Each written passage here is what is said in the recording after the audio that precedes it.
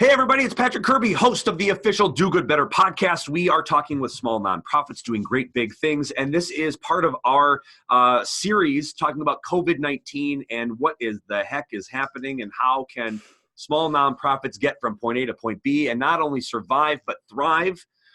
And we've got a great one for you today because this is a topic that I think a lot of nonprofits are considering, which is what if you're a brand new nonprofit? What is this doing to you? How are you getting out of this hole? What on earth are you doing, and what the hell do you do in the first place? And with me is one of my favorite human beings on earth, one of my closest allies in the entire world, and I just love her more than most human beings on the planet. Rebecca Undem, she is the author of How Mommy Got Her Groove Back, and she is the founder of Growing Small Towns. Rebecca, thank you so much for being with us today. Thanks for having me, Patrick. What an intro. Now I have to live up to that and be a human worth liking that much. Oh my. You do, and it's very true. You have to. So you are in a unique position that you took a leap of faith and started your own nonprofit not that long ago. Right. If you would mind giving people a 5,000-foot view of what Growing Small Towns is to start. Okay. Yeah. So this idea has percolated over more than a decade, I would say. I returned back to my hometown. I'm in Oaks, North Dakota. Shout out to my community. And yep, I having had a background in professional development, corporate development, communications training, leadership training, that kind of thing. I at some point kind of felt like this feels like something that rural communities is missing. And I also wanted to wrap into the physical space. So there's a physical space component to this, which is probably the biggest, I can swear on here, right? Yeah, absolutely. Okay, yes. Yeah. The biggest kind of oh shit thing about all of it is that I wanted to have a space that felt like home to remote workers, people that work from home. So co-working was part of it. Having a space to host innovation and interesting conversations about business, also support business startups. So a kind of an incubator, aspect of the space. And so that's what we started, was Growing Small Towns. So it's kind of a blend of all of those things. It's the physical space and of course the hopefully the programming that drives some of that home for people. And your leap of faith was purchasing a physical building. Right. And from a small nonprofit, that leap of faith usually doesn't happen. You kind of do programming first, you do this. Your nonprofit, on the other hand, is built around a physical space so that people can feel connected physically. Correct. Right. So talk about the immense, if you're a small nonprofit listening to this, if you're a medium-sized nonprofit, if you're just a human being listening to this, that is an overwhelming, I think, oh shit is not big enough. Maybe for not. that moment, and it maybe needs an F-bomb. It maybe needs an F-bomb. Yeah, right. But what does that look like to you? What does that space look like from an emotional and a physical and a financial whole that you're staring at? Right. So I want to clarify one thing. We haven't physically purchased the building yet. At this point, we are leasing it. It's a short-term lease. Because in this 3-month window, the goal was to host these two very specific partner and donor generating events, okay? 2 face-to-face events, and neither of them can happen now in the time frame due to, the horrible virus of 2020. So talking about like, what does the space physically feel like? I will say this, me and my kids go into that space every couple of days. And I still greet the space just like I always did. Like I'm a weirdo, and I walk in and I'm like, "Hello, building!" Like that's my whole thing. Like we're here to love you back to life. Like I talk to that building. It's like in the heart of our Main Street. Okay, like right in the heart of Main Street. So I still keep physically going into the space to try to stay connected to what we're ultimately still hoping to be able to do. Yeah. And I have to use that language now because I have no freaking clue, Patrick, what's going to happen with that physical space. The renovations and the amount of money that we were going to be looking at, I have no idea what that's going to look like. So now emotionally that feels overwhelming, and it feels scary, and it feels super uncertain. Yeah.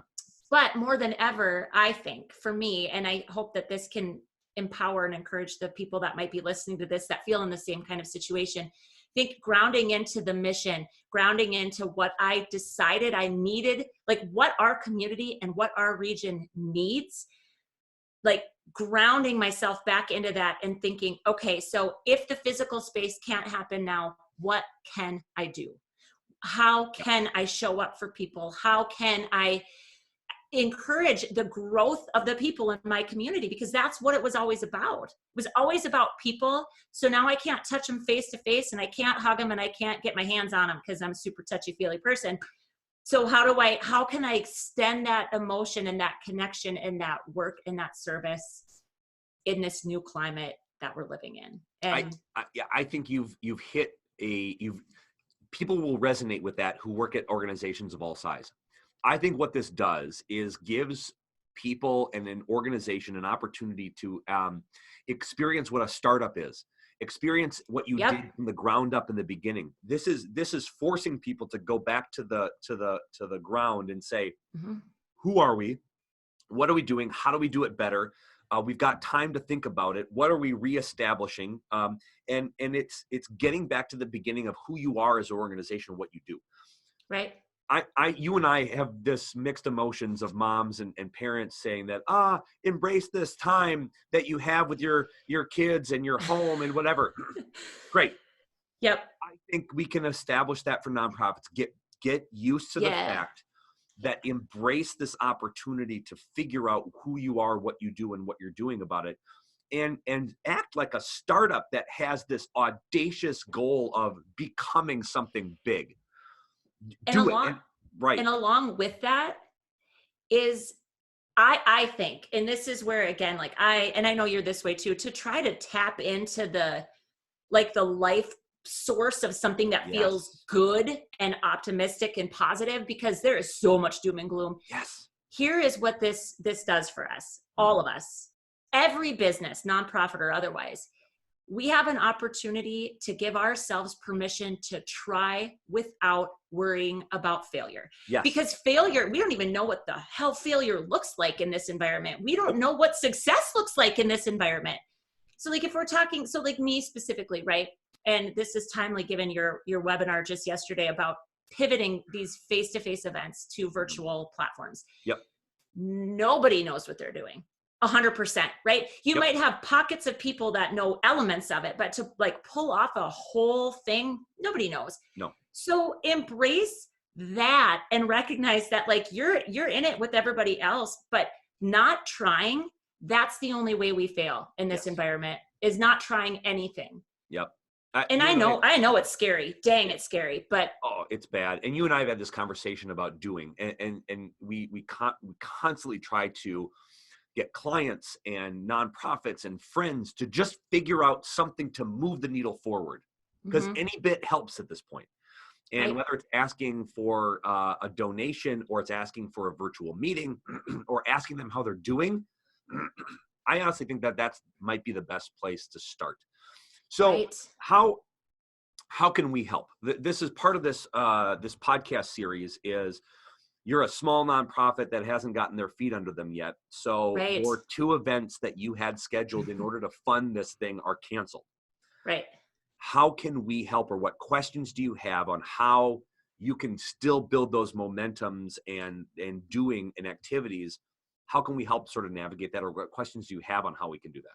Yeah, I think a question that I would have for, anybody that's going to listen to this is just taking it down to like brass tacks, I guess I'll use that phrase. Like, what do your small communities or small businesses actually need right now? And I will say from the people side of the world, because you're again, we are the only thing that can get us out of this mess. People. This is like, technology won't figure this out for us. Though it's kind of interesting, like success is like a virus in that it spreads among people. Like people are the ones that transfer it from person to person. So you better trademark that, and you need to do like a podcast on that alone. Yes. Well, right. Like this is where I think the interesting part about all of this is, again, like things like this are perspective shifters, are they not? Like, and this is one of those things we're all experiencing it, where a lot of times the tragedy that you might have in your life is specific to you, and only the people that have experienced that exact thing experience it, right? So like the loss of a child or the loss of a parent, right? Those are like clubs. That's kind of how we refer to them. Like, welcome to the Dead Parents Club. I heard somebody say that once, right? Which is terrible. But it's a club, like, because it's a very specific thing. And here, the entire world is experiencing this thing at the same time. So given that, it's going to require the ingenuity, the innovation, the creativity, the daringness, the boldness, the courage, the willingness of people to get us up and through this. Yeah. And so I really think that for small businesses, and again, this is a premise of growing small towns, is that our people are our best asset. When we develop them, everything gets better. So for small businesses and nonprofits that are listening to this, what on the people side of things do you need help with? What do you actually need right now? I would love to know, like, just globally, because that'll help me think about what do we offer next? Because some of the core things that we were going to do really only make sense when times are good. Times are not good anymore. So that doesn't mean there's no relevance, but the things that we were going to offer, it's not like I can just go, oh, I'm going to offer how everything I was going to do, but it's going to be virtual. That won't work. No. It's kind of like the whole nature of how I support people has to change because the needs of everybody has changed.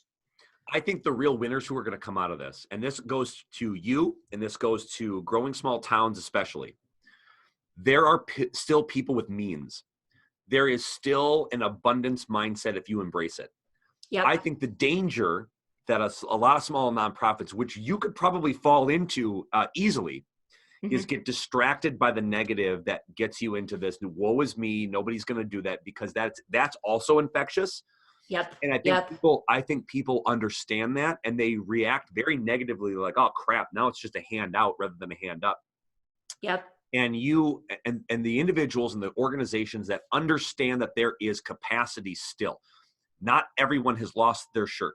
Not everyone is in dire straits. In fact, probably in flyover country here especially, there are probably people better positioned now than they were a half a dozen weeks ago. The thing started growing. And so how to find that is through constant contact and confirmation and communication with those that you have in your back pocket or those who are looking on ways to help. Right. Find a way for them to find a way to help. If you can be a connector, and which is why I think growing small towns and your nonprofit is such a wonderful thing. Figure out a way to harness the connectors and then be that connector, and then figure out how you can help others by helping the donors or the people who have capacity figure out how they can feel great in this environment, and you're going to win every single time. Every time. I totally agree. This is a time where I think every nonprofit is really unique. We're uniquely positioned to say, help, like, those with the means, those with capacity, help us help the ones that don't have the means. And there are far more people now, like I serve businesses, there are far more businesses now that don't have the means. Yes. So, but I've seen a lot of people saying, oh my gosh, this doesn't feel like the right time to ask or to say this or to say that. No, you don't go. Nobody in Main Street America better be going to their local business or hardware store, retail, boutique, whatever, and saying, can you sponsor an event? Yeah, that's tone deaf right now. Okay. Right. You got to know what they're dealing with. But to go to a large company that can kind of weather some of these storms and has a regional focus and care and concern, to go to them and say, it's not sponsoring an event, but it's helping it's helping the hardware store, and it's helping the liquor store. It's helping all the people, right? That we are in a time where that messaging will land. Yeah. And I think we get to tap into one of two things, the collective fear or the collective empathy. And the collective empathy is huge right now. Massive. People want to help. Everybody wants to help. They don't know how. So we have to say, here's how we help. Here's how you can be a part of that. Yes. And it is, I think now more than ever too, it's collaboration, and it's linking arms with people, and it's looking at people that have similar missions. So for me, being new, that is something that I've been really focusing on. I look at the organizations that I already either wanted to partner with or maybe in some small way have partnered with, and I go to them and I've said, we're in this together. How can our organization help your organization? Perfect. And even if you're just, coming together to offer, I don't know, like a interview like this, and all you're doing is hashing out things that both of your organizations aim to serve. That's, for lack of a better word, content. It's service. It's helping. So there's things we can do.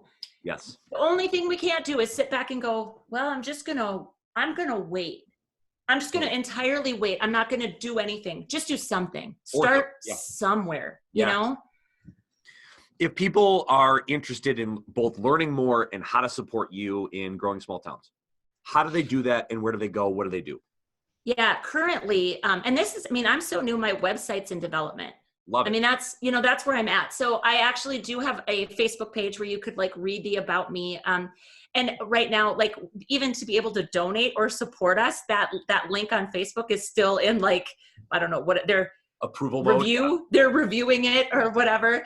So at this point, the only way to actually support us monetarily is to send me a check. But we have, we've got an account, because that's the thing. I had 2 major partners on board prior to all of this happening, significant partners. And so I can't just give up. No. You know what I mean? No matter who you are and what you're working through, if you had momentum, that's the thing, momentum, you've got to figure a way to keep that. Even if the momentum slowed, just make sure that wheel is still cranking, even a little bit. Yes. Because all of a sudden you'll have these tiny little wins and you'll feel like, oh my gosh. And suddenly things will start to feel like they're actually chugging again. Yep. And that's what I'm trying to stay focused on too. Good. Well, as always with all of our guests, we'll put all the links in the comments. You can go and support Rebecca and her, again, big, hairy, audacious goals. We talk about it a lot on this podcast is, what do you have for me that's going to blow me out of the water? This is one of those. And it's so unique and it's so needed and it's so different that I think you're going to read up on this and go, of course, why didn't anybody think about this first? And kudos to you to doing it. And kudos you to sticking with this through a time that's really uncertain and kind of cloudy, because I think your action is going to get you into a better spot than most people by just, again, like we talked about, doing. So kudos. Right. Well, thank you, friend. You're doing such good work too. It's everybody that is listening to this. maybe that'll be my encouraging little shout out. You're all doing good and meaningful work. So ground yourself back into the mission, ground yourself back into the reason you got involved or started this thing. You have values probably that guide, the work that you do every day.